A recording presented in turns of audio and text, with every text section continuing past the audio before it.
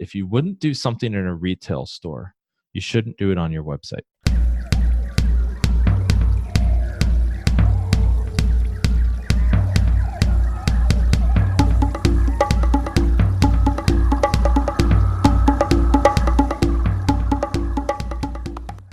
Hip, hip, hello. Welcome back to the Wild Business Growth Podcast, presented by Hippo Direct. This is your place to hear from a new entrepreneur or innovator every single Wednesday morning who's turning wild ideas into wild growth. I'm your host, Max Branstetter, digital marketing dude at Hippo Direct, and you can reach me at max@hippodirect.com for help using your podcast as a marketing tool. This is episode number 74, and today's guest is Jon MacDonald. He's the founder and president of The Good, the conversion rate optimization firm who works wonders for clients like Nike, Adidas, Xerox, even the University of Oregon. They're all about conversion rate optimization, or CRO, and they focus on the good elements of your website, not the bad. They'll help you understand the clicks and movements of visitors to your site and turn those site visitors into buyers. Pretty good. Enjoy the show. Alrighty, we are here with Jon MacDonald, Johnny Mac, the man behind The Good, the best conversion rate optimization firm out there. How you doing today, Jon? Great. How about yourself, Max? Doing great as well. Well, thank you for coming on. I know our roots both go back to Ohio, so always cool talking to another Ohio brother. But I think what stood out to me about your story and what's so cool is, we've had some SEO, search engine optimization experts on the podcast before, and you focused on something, you really carved a niche here in conversion rate optimization. So a lot of people are talking about how the hell do you get people to drive to your website? And you're saying all that stuff is great. You obviously need people on your website, but what happens once they get there? How do you get them to actually become your customers as opposed to just looking at your site and saying, blah. So I think that's really, really neat there. We're going to get into a lot of that. But before that, what the heck were you up to before you knew what conversion was, before you knew what rates were, before you knew what optimization was? Like, what did you think you would be doing with your life when you were younger? Well, I graduated college with a computer science degree, and it was kind of at the time when, the dot-com boom had really picked up. Things were looking really good for startups. But really where I took a kind of angle was I went and worked with an ad agency. It was two Madison Ave, New York, older ad age guys who had moved to Cleveland to retire more or less and open their own small firm. And they knew nothing about the internet. And I had a lot of interest in user experience. And I was the guy in computer science class who would do the bare minimum to get my product working. And then after the project worked, I would spend a whole day just making it look pretty, right? And making it really usable. And everyone else would just use the default buttons and widgets and everything that would be part of the programming language. And I would be the one to skin them and make it look like a great user experience. And so, these guys from New Advertising had really great connections and they knew how to run a business around marketing, but they didn't know anything about digital. And so their whole point was, well, what should we do? Let's go hire a kid right out of college with a computer science degree. He'll know everything we need to know. And so, of course. And I was the lucky one to get selected for that role. And actually, it was amazing because I was thrown into the fire.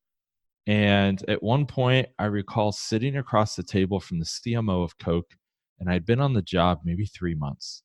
And I was fresh-faced. I mean, I was 21 maybe. And they're making promises to the CMO of Coke that I have to deliver on. And so at one point, I recall they both turned and looked at me and said, yeah, Jon, you should be able to make that happen, right? And of course, I knew the answer is yes. Like I couldn't say no in front of the CMO of Coke, right? So it's like, oh yeah, I'm pretty sure we can make that happen. And I think I probably worked 80 hours straight just making that project work. But, it was great to go through that, to immediately be thrown into the fire. And I moved to Portland, Oregon. That's where The Good and I am now. And, when I got here, I opened a firm called The Good, obviously. And we were e-commerce development shop. So I kind of had a bent for e-com. And we built e-commerce websites. But what I found after doing that for a few years was development was becoming a commodity, right? It was something you could outsource overseas for cheap. Everybody could build a website to some degree. The tools were getting easy and easy. But more importantly, what I found was that all of the platforms like Shopify and BigCommerce and the really popular ones that were coming up then were did not require a high level of development skills. They were something that you could apply skin to, if you will, or you could just open up a shop with a couple button clicks and be done with it. So I knew there wasn't a really sustainable business model there in building e-com sites, but we had always done something in our engagements, which was we called continual optimization. And every contract that we did for an e-com build, we built in 3 months of optimization of the site. Now, it wasn't conversion rate optimization as it stands today, and we can certainly talk about what that is, but it was the idea that the vast majority of development shops practice something I call launch and leave philosophy. They get the client's website up and they're like, okay, we fulfilled our contract, we're done. If you want to do more work, we can get into a retainer situation or something like that. But they never set the expectation that when you launch the site, it's never going to be 100% perfect. And I think that's just reality. And so my philosophy was, hey, if we're going to launch the site, I want to set everybody up for the best success here. And that includes my team. And we need to set the expectation with the client that, hey, things aren't going to be perfect, but we got your back for 3 months. We'll fix anything that comes up and continue to help you optimize the site. So to continue that story a little bit, after I realized that this was kind of becoming a commodity, it was getting harder and harder to win projects that were profitable. I went on a road trip across the country, interviewed all of our customers, and talked to them all for an hour or two and just said, why did you choose to work with us? What made the good different? And almost every single one of them said they hired us because of that 3 months built-in optimization. They could hire anyone to build them an e-com website and they never would look at the code. They wouldn't care how sloppy it was, or as long as the site brought in revenue like it was supposed to and they could change the marketing content, they were happy. But they knew that everyone else was just going to leave them as soon as the site got launched and that it was not going to be perfect. And I was the only one that was calling that out and naming it, which might seem kind of ballsy at the time, but the reality here is that I just didn't want to set us up for failure, and it worked out. So I decided at that point to make the shift into just doing optimization. You optimize for optimization. How about that? Yes. And you got out there, you literally went across the country and talked to your customers. So that's obviously super key. So you clearly know who your customers are. Back to when you kind of got thrown into the fire with the Madison Ave turned Cleveland ad execs. Yes. What do you think it was about kind of being thrown into the fire and meeting with these high level executives at such an early stage of your career? What was it about that you think has helped you ultimately build this business and grow it to amazing heights? Well, I often say that the best reason to go to college is to learn how to learn, right? It's not necessarily about what you're going to learn in college. It's more about learning how you absorb information.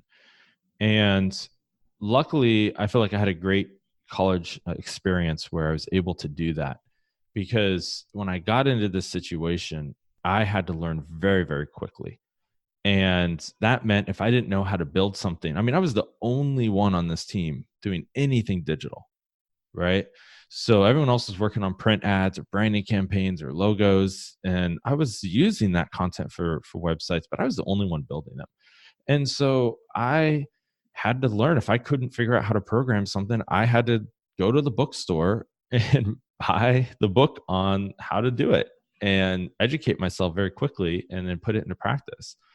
And it was a great experience on just how to educate very quickly and put that stuff into practice, but also just understanding that, when you're young, or, if you put in the effort right up front like that, I knew that, that if I put in the effort, I would I would be successful, because that's all it really took, was just that effort. If I just stuck with it long enough, I could put out a website that the CMO of Coke was proud of, and that would go a long way.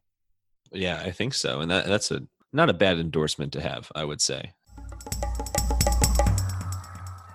Let's get to CRO, conversion rate optimization, and your firm, The Good, which I love the name, by the way. It's a good Thank name. you. I'm sure there's lots of good jokes and good puns flying around, but Well, it comes from our mission, really, which is the Good's mission is to remove all of the bad online experiences until only the good ones remain. And mm, so it fits very, very well with that. it does. Yeah, it makes sense. I mean, it's in the brand right there. So you work for a variety of companies, a variety of different things while you were at school as well. But what is it that made you realize that you wanted to start a company on your own as opposed to working as part of a different company? Well, I think that at the time, as I mentioned before, most digital firms, or firms doing digital, were just ad agencies that took over websites and started producing them, right?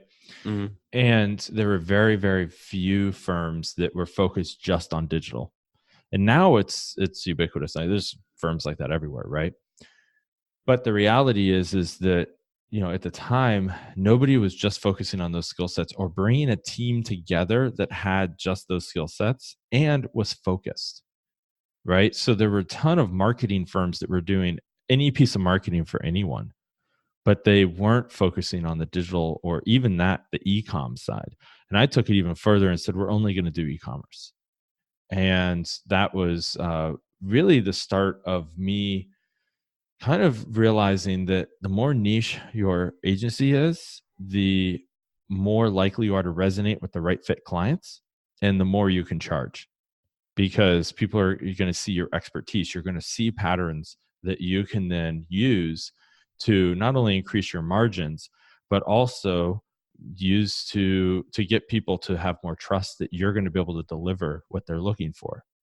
It's like you're not going to go see a nurse practitioner for knee surgery, right? You're going to go to the knee surgeon that's done it 100 times and knows Hmm. exactly when they cut you open what they're going to see, and you're going to be confident you're going to be back doing your favorite activities more quickly. And so it's very similar to that. Yeah, I like that. Is a vivid analogy. I'll take it.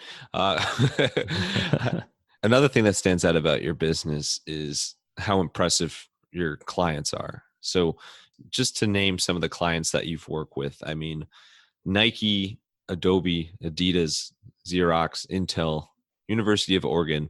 I mean, these are names known around the world, obviously in Oregon as well.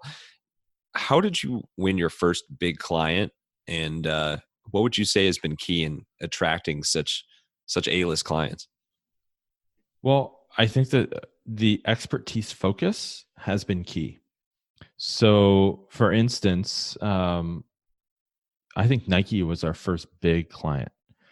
That is a hell of a way to start, by the way. Congrats on that. Thank you. Well, look, I had a little bit of a leg up. I'm based in Portland, Oregon, and so True. is Nike, right?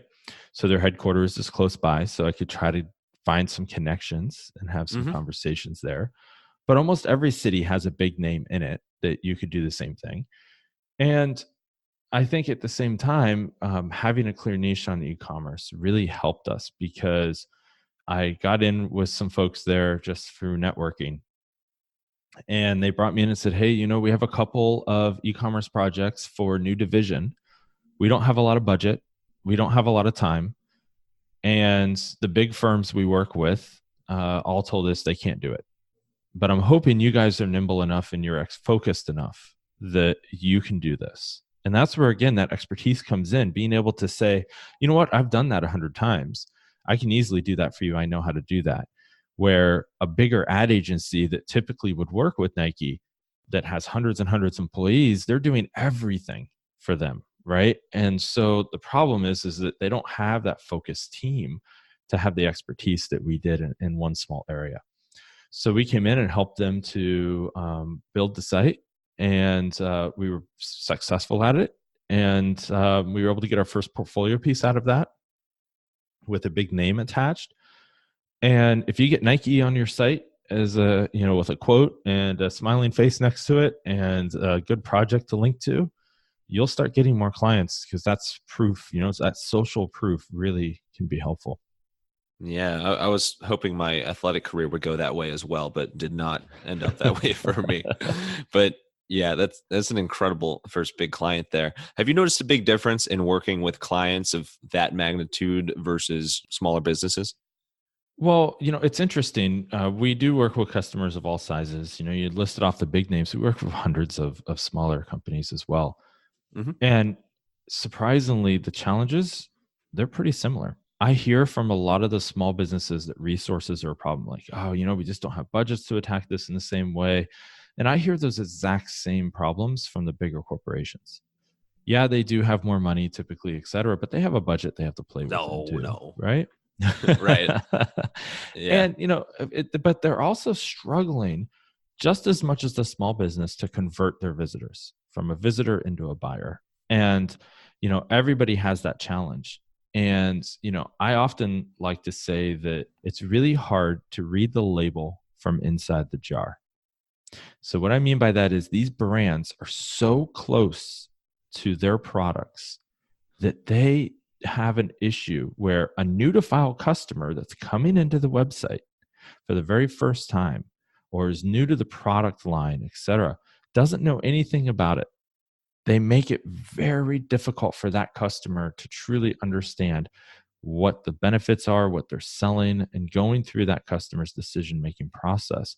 And that's all because they know their products so well that they forget that some of the basic information is really important. And that happens at all sizes. It's really interesting to hear that. And it does make sense. I mean, everybody conversion is a big goal and metric for any business. But it's just really cool to hear that, the small guys and the big guys face the same challenges. I want to get into more of the details of CRO. So if we're going to take a look, let's start from a beginner or basic Hmm. set of eyes here. What are some things that any business can do out of the gate to help improve their conversion rate on their website? Well, I think the first thing to note about conversion optimization is that the whole point of this is just to move people further down the funnel, the conversion funnel, right? So most people, the biggest mistake I see on like their homepage, for instance, is they're trying to sell product right away on that homepage. They may even have a product with an add to cart button on it, right? So here's the reality. Nobody is ready to make a purchase just by seeing the product. Very, very few people, especially if they're new to your website and you drove them there via search engine optimization or ads or whatever that might be. So really, thinking about conversion optimization as helping the consumer complete the two tasks on your site that they are there to do. And we've been doing this for 11 years now. And I can tell you that we've only seen these two tasks that consumers are interested in doing. The first is they want to research and understand if your product or service can help them to solve their pain or their need, right? So they're doing research. Something led them to your site because maybe they searched for something on Google and clicked on something, or their friend told them about your site, or they read a review, whatever it might be. Something told them, hey, check this site out because they might be able to help solve that pain or that need that you have right now. Then once they get to your site and they do that research and they understand that you can help them, they only want to convert or purchase as quickly and easily as possible. And that's it. So anything that you do that gets in the way of conducting that research or completing that conversion or that purchase is really just going to delay and see a further desertion or drop off from there. So, it's really important you just focus on those two goals at all Yeah, times. it makes a lot of sense. And kind of like your example of the label in the jar, I think everybody who's constantly working on their website is trying to optimize so many different things. You kind of lose sight of it's so simple, the whole point of why you're doing this in the first place in terms of customers coming to the site. And so when you look at it from just 2 points like that, it really helps to make things easier to understand. So what about those 2 points? What are some key things you can do to improve those two metrics or examples, if you will? Well, I think the first thing is that most people start by promoting products. And the challenge with that is people still are trying to understand what problem you're solving. So if you start with a product instead of the problem, then you're not going to hook those people, right? Because they have to dive in and try to figure out if that product can help us solve their problem instead of marketing on your homepage about the problems. So talk about the benefits and what problems that your company is trying to solve. A good example is we were working with a tent company, right? And they had on their site that all these different tents, and it was really hard to understand what tent was the best for what consumer, right? But we did some consumer research. We talked to consumers. We do a thing called user testing. This is where we send people to a website who match the ideal customer profile for that brand, right? So whoever they're trying to sell to. And we ask those people to complete some tasks. And these can be pretty high level tasks. So we might say something like, find the best tent for your needs and then add it to the cart, right? Just leave it like that. And then what we do is we record their screen and we record their audio and webcam. And we ask them to talk out loud about what they're thinking as they're going through that process. So they might say, okay, now I'm on the homepage. I'm trying to understand what tent's best for me. I'm looking for a tent that can, sustain below freezing temperatures. And so, then we start getting some idea of how people want to dive down in that funnel. What is their pain? What's their need? And, this tent company, when we were on the site, what we found was that they had basically a good, better, best situation happening, right? But they didn't have any way to filter that down. Nobody knew what was good, better, or best for them. It was just what the company thought was good, better, or best. And instead of, which is basically based on budget, right? Which right, exactly. is a problem for people, but that's still not solving their problem, right? It's something that people are interested in, but I can promise you, people will spend more money if it can solve their pain, right? So budget isn't the first place to start in most cases. So instead, we helped them reorient the site. We did a lot of effort on helping people be able to filter by, the different types of content, benefits and pain that would be solved from these tents. And, it really just kind of changed things around from here's our best selling tent and our newest tent, or here's the different products, right? Instead, it went to, we have tents that can help you below freezing temperatures, for instance. And we have tents that are comfortable for 4 people. And we have tents that are these other benefits that are really helping people understand what product is best for them. I like that at the end there when you were saying the examples of what the actual text was like, or, well, I don't know if it's verbatim, but you know what I mean? Mm-hmm. Right. Yeah. It just sounds so much more pleasant and it's so much more appealing from the consumer standpoint. But it has me thinking, because you do so much testing and you work so much with so many different clients' websites, what would you say is the most surprising thing that you've ever discovered about how consumers interact on websites? That's a great question. The most surprising thing is people, I think it's centered around email pop-ups. Now, if I could eliminate 2 things from the internet, one of them would be email pop-ups. Now, everybody tells me, but I collect so many emails this way. Well, here's the thing that always shocks me is that these retailers who are putting these pop-ups on their site don't recognize how it's actually hurting them more than it helps them. And this is because the visitors to the site just put in whatever they want into that box in order to get the box out of the way so they can get on with their tasks. And that's a great example of how you really should only focus on what the tasks are for the consumer, because then if they're ready to sign up or they want to stay in touch, they will find out where to do that on your site and make it happen. I'm not suggesting you hide the email sign up, but I am always shocked that people still put those up on their site, because it really does kill conversions and it kills sales overall, even if you are getting lots and lots of visitors. And there's a couple ways to think about this. The first is you get people to sign up, right? And typically, what do people do to get people to sign up? Well, these retailers, they will offer a discount, right? And typically it's a pretty steep discount, 15, 20%, et cetera. The problem with that is once somebody signs up and they get that discount on that first purchase, they are forever a discount consumer, and your brand is forever a discount brand in the eyes of that consumer. They're going to always want that discounted price whenever they come back. So if they, you really want to get people to order a second product in the future, but they're not going to want to pay retail price because now they know what it's like to get 20% off. So what do? Well, they load up your site again, they get the pop-up, they put in another email address, right? And they create a whole new account. So now the whole point of this was to get a better email list. But now you have two emails that you're sending out to the same party. And even worse, people who sign up for these, even if they don't buy, it really can hurt your email list quality because a couple of things are happening. The first is obviously they're signing up with multiple email addresses, perhaps, or they're signing up with bad emails just to get the box out of the way, in which case you're going to hurt your deliverability. Or they don't open your emails or they mark them as spam, which hurts your deliverability in the long run, right? And you're certainly not getting your message out. And if you're using a great tool like Klaviyo or any of those other tools that are basically email and your CRM in one, you're paying per contact. And so that you start paying a lot more for having a bad list. And so, there's a lot of negatives to this because the people who do sign up and use it, they always want that discount in the future. Those who sign up just to get it out of the way, obviously you're not reaching the audience you want.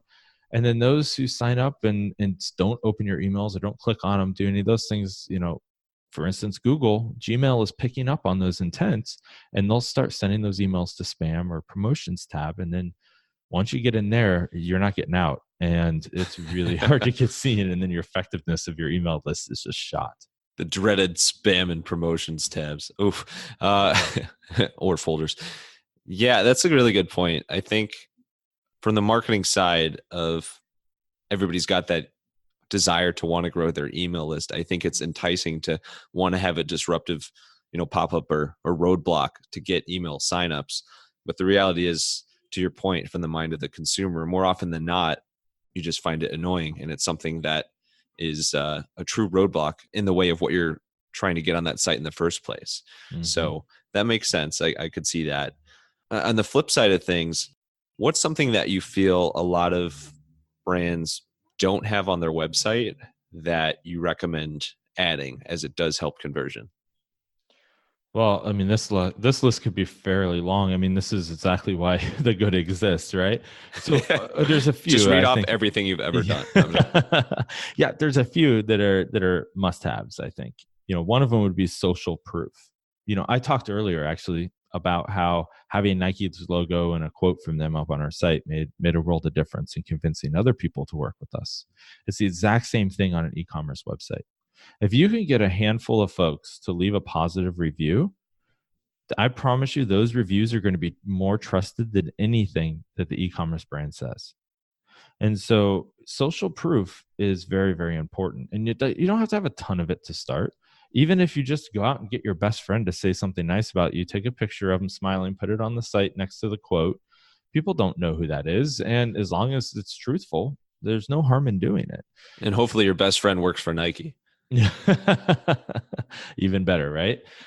So I think, it's one of those things where social proof can be really, really important, but I think a lot of small and medium brands overlook it, and even the large brands take it for granted. So, there's one thing to just have star reviews, but it's another to entice people to actually leave text reviews about their products that they've purchased, because what can happen is consumers use those reviews for their research. They want to know, does this t-shirt run small to size or true to size, for instance, right? Right. Or they want to know, that color in that picture on my computer or my phone, whatever, it looks a little dark. Can is it true that that's really the color? Or can you give me some understanding of what it might compare to? We see these types of questions happening in reviews all the time, where that's where people are leaving these, hey, this photo made that shirt look black, but it actually came, it was dark gray.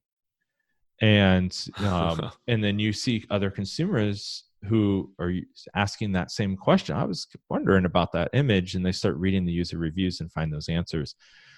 And so combined with the credibility of that, anything you can get to get people to leave more information is going to be really, really helpful. So I'm always shocked when post-purchase brands are not asking or actively seeking for those reviews. It's really, really important.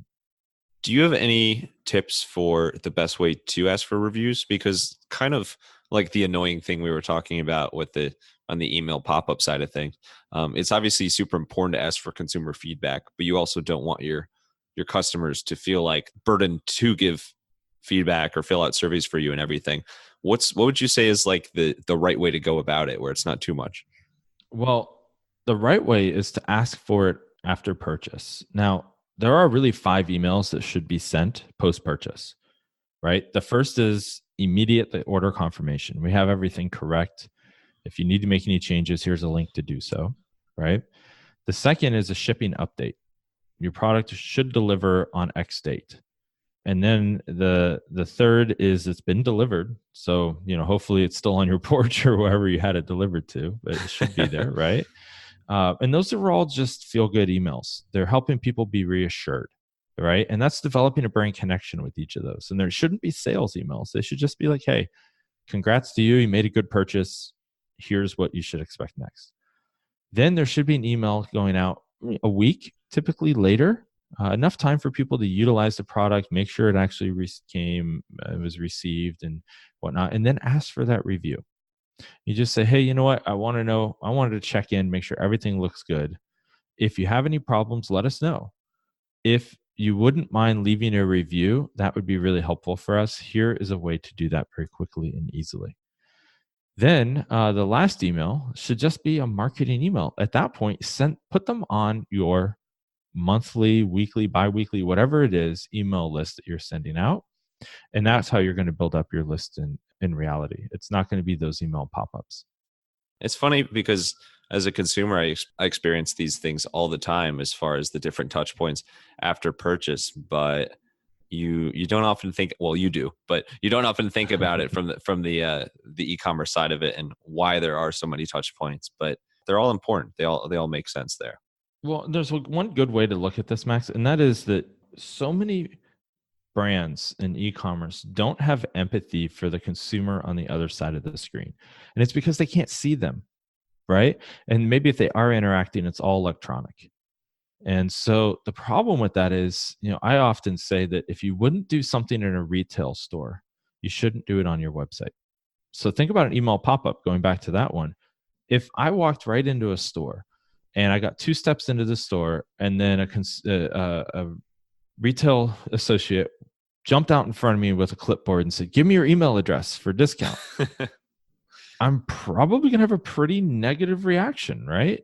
Yeah. And so nobody should be doing that online either, because they don't want people to turn around and leave the store. If it's a retail location, well, that's exactly what's going to happen on your website. And guess what? It's even easier to leave your website than it is to turn around and walk out of a store. So if you wouldn't do it in a retail store, don't do it on your website. Have empathy for the human that's on the other side, and you will go so much further. So you finally decide to start a podcast. Congrats! You've never been more excited. But wait a sec. You quickly find out this is way more of a time commitment than you initially thought. You're going to need someone that has you covered behind the scenes. That's where I come in. Email me at max@hippodirect.com and let's get wild. Let's switch gears a little bit. Let's get to a segment on inspiration and creativity. So here, think about how you stay inspired, how you stay creative. So what's the biggest way that you stay creative? The biggest way that I like to stay creative, well, is twofold. The first, from a personal side, I play basketball a lot. And why does this help me be creative? Well, 2 things. One is it helps me to get out of my head, right? If you can't get out of my head, right? Yeah. You can't play basketball effectively if I'm thinking about business or work on the court, right? Yeah. I'm going to get blown by, I'm going to get dunked on, whatever it is, right? I have to be paying attention. My mind has to be in the moment. And that is so freeing for me. I played college basketball, so I'm like, I'm 6'7". So it's one of those things Holy where cow. I've done it my whole life and I love to do it, but I still do it to this day because it helps me to have that break. And then when I get done with basketball or, when I'm at work, I'm that much more refreshed and focused because I've had that break. It's almost like my meditation, right? A lot of people these days talk about meditation. For me, playing basketball is my meditation. So that's the first thing. The second thing I do is I love doing teardowns of websites. Now, it sounds brutal, and sometimes it can be. Well, teardown is very descriptive. I appreciate it. Yeah. And, because of the fact that I have looked at probably, I don't know, I was going to say tens of thousands of websites, but 1 billion. a lot. Lots and lots and lots of e-commerce websites over 11 years. I really enjoy the quick hit of just tearing a website down. And if you ever see me speak at a conference, that's typically what I do. I just have people come up to the mic and say, hey, here's my URL. I'll type it in. And then we're just going to go and look at it and say, here's what I know is a challenge based on my 11 years of experience. And, or, often we'll even go and we do recorded ones for our clients here where we have a whole library of teardowns from brands, typically larger brands, that we go out and we collect heat maps based on eye tracking. So we get to see what people are looking at on these pages, use that as a bit of data to say, wow, it's really surprising that, it's interesting. Okay, I did this for a very large online furniture retailer. I won't name the brand, but we did this for them on their product detail page. And I actually did this at a conference. They asked me to tear down their website for a talk I was giving. And we did the eye tracking and I put it up on the screen in front of everybody. And there are probably 150 people in the room. And I was like, well, who notices what the challenge is here? And nobody called this out. And I was like, guys, look, we're selling a sofa in this picture, but everyone is looking at the mirror on the wall. Not one person looked at the actual product that is being sold. Would be great for a mirror company. Right. And if it was a product detail page for a mirror, okay, great. But it wasn't. But the problem was that the company had staged the photo, spent hundreds of thousands of dollars doing photography for their products. But the problem was that they had staged them and relied on a designer to stage them who wanted the room to look nice. So what do? Well, they used a statement piece that was the mirror, right? But that's not the product that was being sold. And so then you put that online, it plays out very, very differently. So having that data around what consumers are doing on your site can be really, really important. But it helps me stay creative to tear these sites down because I start seeing the patterns, right? I start seeing the same challenges over and over and over.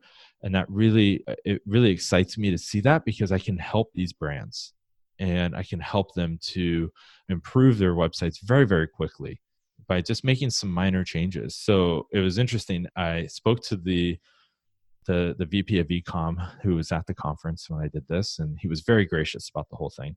Very, very nice.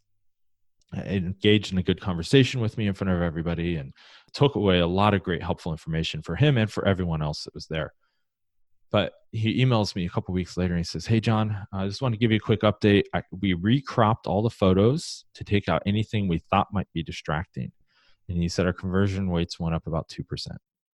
And I was just like, well, okay, so let's talk about, this brand does probably hundreds of millions a year, I would estimate. And 2% additional conversions on a product detail page in terms of add to cart, that's worth millions of dollars. And just by cropping their photos. So it's that where I really get excited and it propels my creativity. There's parallels there because in basketball, it's you getting rid of distractions when you're on the court. And when you're on websites, it's getting rid of distractions in the content. So it still kind of ties together there. It's so interesting because we talk to so many entrepreneurs on this podcast about creativity. And so often it comes up that the things that fuel and drive people's creativity is doing hobbies and activities that give you that complete separation from work. It's like just taking that time away from work, no matter what you're doing, is what allows the dots to connect and things to connect and you to come back stronger and more creative. So For you, it's basketball and tearing down websites, which again is a fantastic image.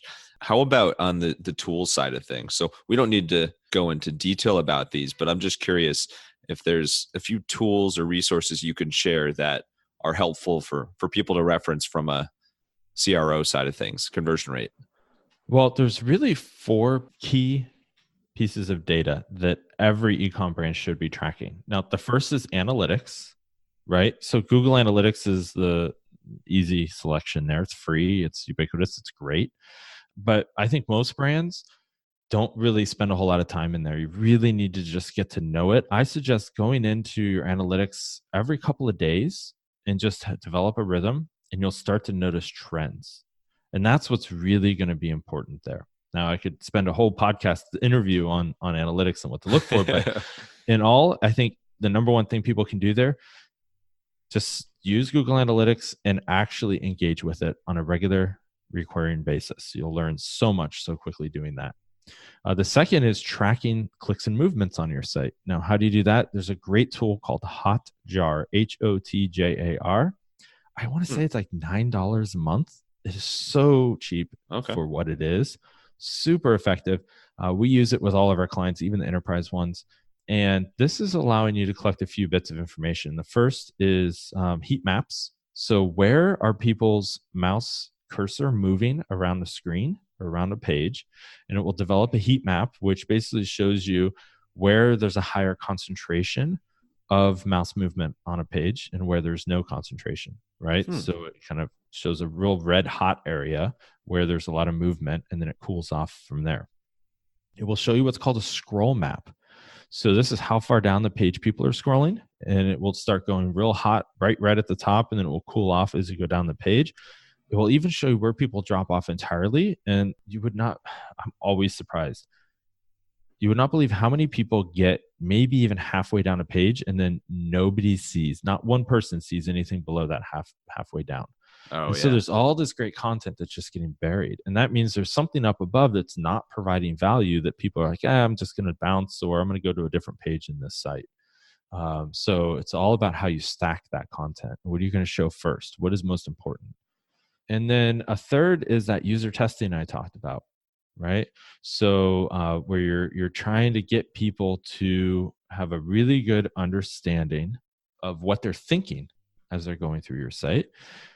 Look, we use a tool for this. It's pretty expensive. Not recommended. It's called usertesting.com. Highly recommended if you can afford it. But the small and medium businesses, what I always recommend, and we still do this with some folks, just take your laptop, go to your local mall or wherever public places, and take some Starbucks gift cards, it's a $5 gift card, whatever, right? And just try to recruit some people and just say, hey, I'll give you this gift card if you spend a couple of minutes interacting with this website. I just want you to, I'm going to give you a prompt and I want you to do that. And I want you to tell me what you're thinking as you're doing it. Be surprised what you learn. So much valuable information. And it's so easy to do. Yeah, you're going to have people tell you to leave them alone, et cetera, right? But get over that. You'll find 10 people in an hour and you'll get some really great information. So it's really not that complicated, and it can be super cheap. And so once you've done all of that, typically I would want brands to start doing something called A/B testing. Now, again, this could be a whole nother podcast, but the understanding here is, say you have 100 people coming to your website, you could show 50 of those people a image and 50 a different image. And then you can test how much swapping those images, this is just a real easy example, right? How much swapping those images influenced a behavior that you want them to take. So you can do anything from as simple as changing a headline or one photo to completely overhauling your navigation, overhauling an entire page layout, and reorganizing all the content based on that scroll map data you found. So there's a lot of options here. And this is really where we kind of get into the weeds and provide expertise for our customers, is having the right data and making sure they're looking at the right information, but then making sure that they are using those clicks and movements from their site's visitors to help optimize the site. It all sounds good indeed. So let's get to a fan favorite segment called the Wild Business Shout Out of the Week. The Wild Business Shout Out of the Week! and it's like the best thing you've ever heard, right? Wild business shout out of the week. This is where we talk about a recent ad or campaign or something in the visual world that caught our attention. And there's something about the brand On in the running world that caught your attention. You mind walking us through that real quick? Yeah, of course. So there is a company called On Running, just like it spells on-running.com. Even I can spell that. Yes, anyone can spell that. So it's they came out with a new t-shirt called the Comfort T, and just the letter T, right? And again, if you go I can to the spell website, that. yes, if you go to the website and look at it, they do a wonderful thing on their product detail page that's really being spread rapid fire through our team, and everybody loved this. First of all, you know how so many product detail pages will have an image and then they have a whole bunch of small images next to it, and you have to click on that small image to get the big one to get to replace Yeah. the big. Okay. They do something really great here where they just have all of the images outlined in a grid, and they're all the same size and they're all something you can see very easily. But only one of those images is an animated GIF or GIF, however you want to pronounce it, right? Oh yeah, that's you're there again another podcast.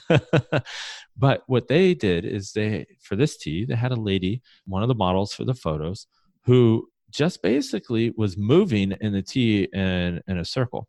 So you could see all angles of the shirt and you could see how it actually fits this model. Right. And it's really important because you're answering so many questions so quickly just through that. It's like a 2-second animation. And it really helps you understand how loose the shirt is, how it wears, what the back of the shirt looks like because she turns around, and then they even get into in the product description, if you scroll further down the page, what size she's wearing, how tall she is. And so you have a really good understanding of, okay, she's 4'9" wearing an extra small. I probably need a medium or whatever, right? Yeah. So it kind of helps you have a good understanding there. Answers. It's so data rich. It answers so many questions, and it does it in a visual form that we just don't see very often. We recommend this to brands almost every time that we help them optimize their site. When you're doing these photo shoots, you already have everything you need there. Just capture a short video clip, and then you can put that on your website. It doesn't require any extra budget, a little bit of extra time. But if you're already doing a product photo shoot, just try to make something animated like this and work it in. You will see conversions skyrocket. Yeah, I love that example. I mean, anything you can do to be different, especially on the online space, can bode really well for you if you do it right. When you're at add to cart pages and looking at different products like that, I feel like across so many websites, it's just the same exact thing. So something like this is really, really eye-popping. So I'm curious how creative people can be with these pages like that, because this is one example of something that's a little bit more eye-catching there. But who knows in the future if something will, people have something that integrates, like augmented reality or integrates different, features that we just didn't have, a decade, 2 decades ago. So that'll be fun to see play out there. Yeah, I really hope they get to that augmented reality. This has been the promise for years of being able to have augmented reality to try on clothes at home from a virtual wardrobe. Right. And it just hasn't come to fruition. And I hope one day it does. I hope so too. Yeah, it's a big jump there of feeling like you may be trying something on versus actually doing it. So the closer they can bring those two things together, the better. So only a little bit of time left here. I'd love to wrap up with some rapid fire Q&A. You ready for it? I'm ready. Let's jump in. Let's jump in. We'll do the hokey pokey, swing ourselves around. Let's get wild. So who's your favorite basketball player of all time, other than yourself? Well, I'm an Ohio boy, right? So you know who I'm going to say. LeBron James.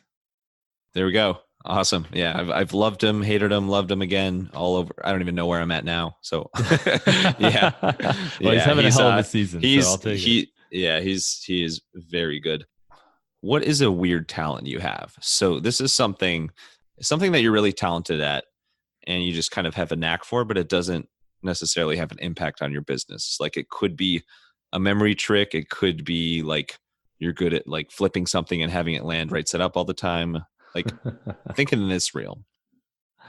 That's a great question. Thank you. Well, not many people know this about me, but I did Taekwondo for years growing up.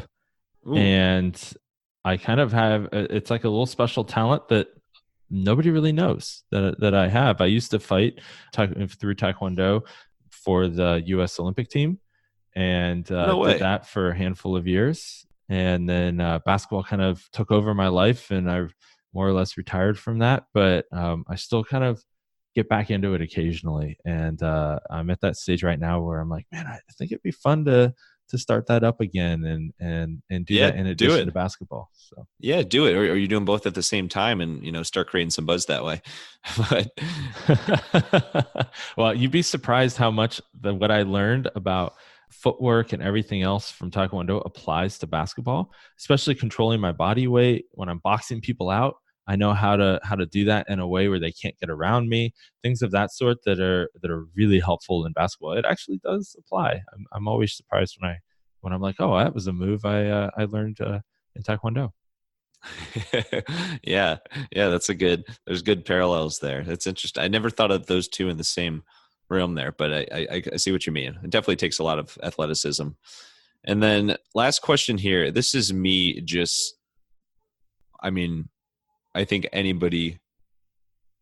this is me just wondering what it's like to be 6'7" because I'm jealous of your height. So, so I have to ask, is there a quick like story from being tall that you can share with us? Like maybe it's something like somebody you've run into in public or like something that's come up Mm. sometime. Obviously it's beneficial in terms of basketball, but is there any like a little tidbit, something like that comes to mind when you think about your height?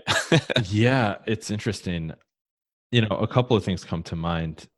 So I don't know how much you know about the Portland Trail Blazers, but hmm we had a gentleman, Greg Oden. He played at Ohio State, actually. Oh, of So course. Ohio Yeah. connection Odin. there, right? Oh, His number one yes. draft pick ahead of Kevin Durant, which we can just stop that conversation there. But that's a whole Yeah. different Anyway. story. But it was really interesting because I was out at a club here in Portland, and he was too, and we were the only two people that had our heads above the crowd, and so we just kind of connected. And it was a funny situation to be up tall like that. And he's like almost 7 feet tall, so he's definitely taller than me. But it was really funny because he just kind of looked at me and gave me the like nod, like "What's up?" Like like we're both out Right. here awkward, way above the crowds. So it's So pretty funny. you're besties with Greg Oden is what we're taking from that. Yeah, exactly. Yeah, that one time we hung out, that was the world, right? Yeah, But a lot of it people was, saw it. A lot of people, yeah. the second is that so we talked a little bit about Nike having their headquarters here in Portland. They have what's called the Nike Employee Store, where if you're a Nike employee or a vendor for Nike, you can get a pass to go to the store. Everything's at a pretty steep discount, but every time you go to the store, there's always athletes in there, right? And it's anytime an NBA team's in town or Major League Soccer or any professional sport player is working with Nike and they're on Nike's campus, they'll go to this employee store and they just fill up a cart with whatever they want, right? Because they get comped by Nike. I don't get Of course. comped. I get a pass to get a discount and go, and it's still fun, right? Hey, that's not But bad. no, but what's fun is that every time I go, there's always professional athletes there. Well, I was there a few weeks ago, and one of the employees comes up to me and he's like, "Hey, how can I help you?" And I was like, "Well, I'm just looking around." He's like, "Well, if you're on a comp pass, I'm allowed to just tag by you. You tell me what you want, and I go get it for you and fill up the cart." And he thought I was an NBA player because it turned out that the Sacramento Kings were playing the Blazers that next day, Oh, and the no Kings way. were all there. And he just assumed because I was taller that I was part of that team, which I thought was pretty funny. I'd certainly. That's awesome. I'm 38, so I don't think I look like an NBA player anymore, but I'll take it. Hey, Vince Carter's what, like 77? Oh, So right? Yeah, no, and still performing. yeah, he is. So no, you're very young, John. So that's it's cool to find out that you play on both the Blazers and the Kings. So that's going pretty well for you. But anyway, so this has been a ton of fun. Thank you so much, John. Appreciate you sharing your stories. I know I learned a ton today. Wasn't even too familiar with conversion rate optimization beforehand. I think you're truly an expert at that. So appreciate everything you're sharing. And where's the best place for people to connect with you and to connect with The Good? Yeah, sure. So, thegood.com, just TheGood.com. Pretty I appreciate easy. you spelling the, yeah. Yes. So you can get a lot of great information on there. You can, of course, sign up for our email newsletter, which is every week we send out a helpful insight article about how you can take these things and apply it on your own site. There's never a sales pitch in there. It's just meant to be helpful expertise content. And then, you can learn a little bit more about the services that we offer on there as well, if there's any interest there. But if you have any questions, I didn't touch on something you have a question about, feel free to just email me. It's just Jon, Jon, @thegood.com. Pretty good. All right. Thank you, Jon. And last thing here, final thoughts. Stage is yours. It could be a line. It could be, a memory from your NBA professional days. Whatever you want. Send us off here. Yes. Well, look, I would say please stop doing email pop-ups on your website. You will make the world a better place. And you can find our email pop-up at hippodirect.com. No, I'm just kidding. Thank you, Jon, so much for coming on the podcast. And thank you, wild listeners, for tuning in to another episode. If you want to hear more wild stories like this one, make sure to subscribe to this podcast on your favorite app and leave us a 5-star review on Apple Podcasts. You can also check out our marketing and business growth resources at hippodirect.com/blog and hippodirect.com/newsletter. That newsletter is the Hippo Digest, and it's your place for wild marketing ideas every single week. And of course, come say how's it hanging on your favorite social media platform at the handles Hippo Direct and Max Branstetter. Until next time, let your business run wild. Bring on the bongos!